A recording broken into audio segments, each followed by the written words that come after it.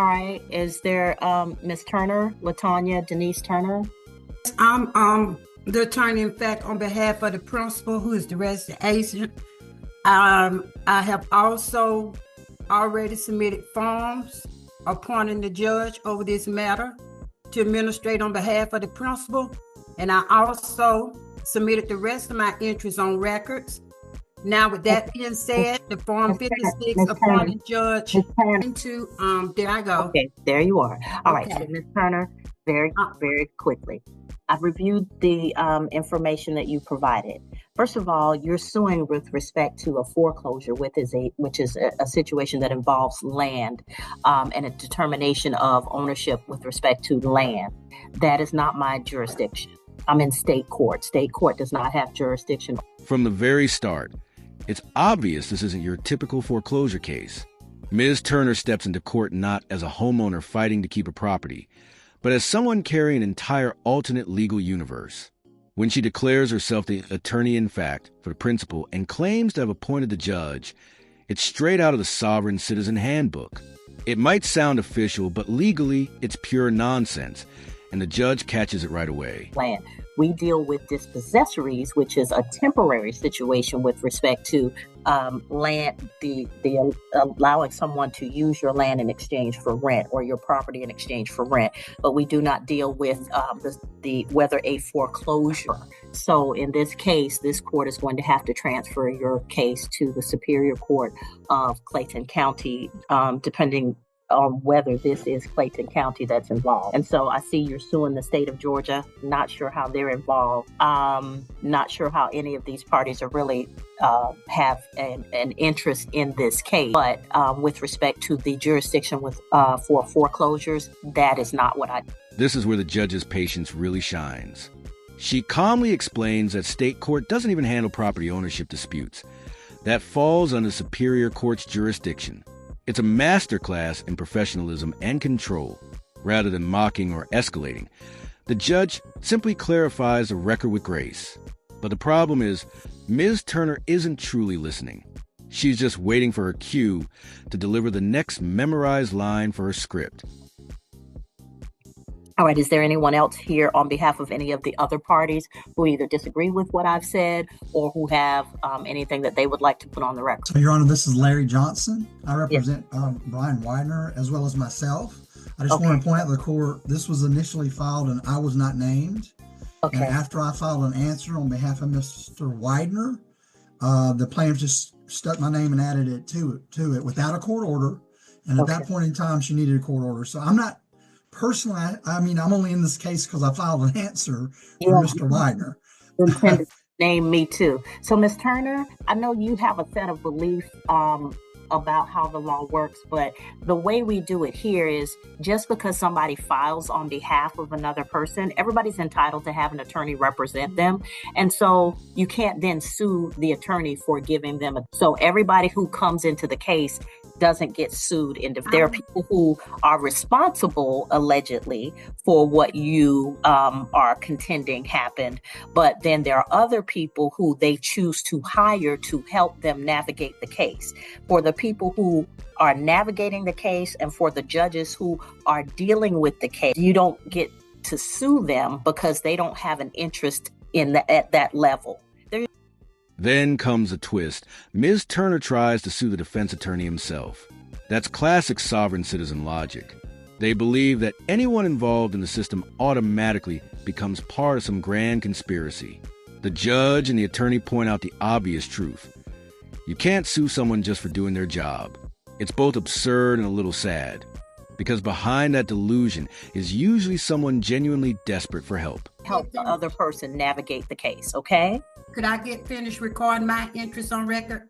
No, ma'am. You've done that. You're the plaintiff. Okay. Well, Judge, I would like to record my interest on record. I'm not sure what that means, ma'am. I'm the attorney in fact on behalf of the principal, who is the registered agent. I already submitted the Form 56 upon you over the matter to on behalf of our principal. Ms. Turner, nobody gets to appoint me over the case. I'm already appointed to whatever's assigned to me. I appointed you through my for my trustee. And Your Honor, I would like to add also to the case and ask you a question? No, ma'am. Yes or no? The question that I'm not going to answer any questions because this is not my jurisdiction. I'm going to transfer the case to Superior Court and let them sort it out because land use and land and interest in land is under the jurisdiction of the Superior. Okay, so we'll get you an order.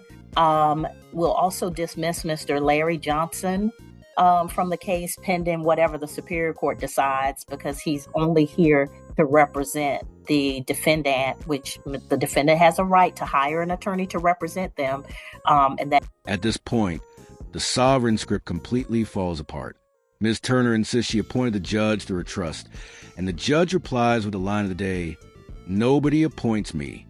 For words that cut straight through the fantasy, it's the perfect comeback, a sharp reminder of reality in the face of delusion. Moments like this are exactly why courtroom clips like these go viral. Truth crashing headfirst into fiction. To be sued because they are helping somebody defend themselves. This case is also in the federal court also. Okay, then if it's in federal court, then it probably doesn't need to be here also. You shouldn't have a case running in two different courts at the same time. Okay, that's just going to cause confusion. And you're not going to achieve what it is you wish to achieve. Okay, Your Honor, I know this court has no jurisdiction per 12 CFR 1500. Is there or should there be an investment in private residential property in the United States? Or is deposit? That is a question bigger than any of us can handle. People can invest in whatever they spend their money on. So at this point, I think that you're going a little bit too far afield. Like I said, we're going to go ahead and transfer this case to Superior Court, and my brother or sister judges on Superior Court will help you sort out what it is going on. Mm-hmm. So we'll go ahead and get an answer out to all of you. Get an order out to all of you transferring this case to Superior Court.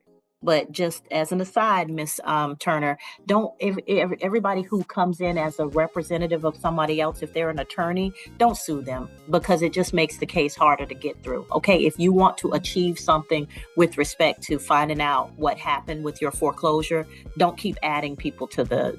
Your Honor, in this executive branch of law, I have a right to sue the attorney, anyone else involved. Ms. Turner, in this executive branch, I do have a right to sue them and anyone else involved. It's nonsense.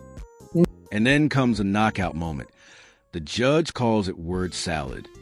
That one phrase perfectly sums up what makes these cases both fascinating and heartbreaking. The judge isn't trying to be mean. She's just being honest. There's no hidden loophole. No secret trust law shield, just layers of confusion built on fear and bad internet advice. You're not in federal court. None of what you're saying makes sense. You haven't established an estate. There's no trustee. You're giving us word salad. You're just saying stuff that you've read or somebody told you was appropriate. It's essentially called a sovereign citizen. But no, it's not a sovereign. It's not. I'm not a sovereign citizen. If those things work, don't put everybody with you. Don't put that on me. I'm not a sovereign citizen. Turner, you've made statements that sovereigns use, and so I have my trust set up, and I'm not a sovereign citizen. Yes, ma'am. I am a person working in my trust. Okay, I'm not a sovereign citizen. All right, that's against the law. Okay, I'm not a sovereign citizen. I have my trust set up in a way that it's working for me. And I have it set up. Okay. And that's what I'm working on, my trust. Finally, Ms. Turner snaps, shouting, "Don't put that on me. I'm not a sovereign citizen." It's the ultimate denial, though every single thing she said follows that same script. As the judge dismisses her case and politely sends her on her way, the tension finally fades. The courtroom returns to normal while Ms. Turner walks out, still lost in the illusion she created.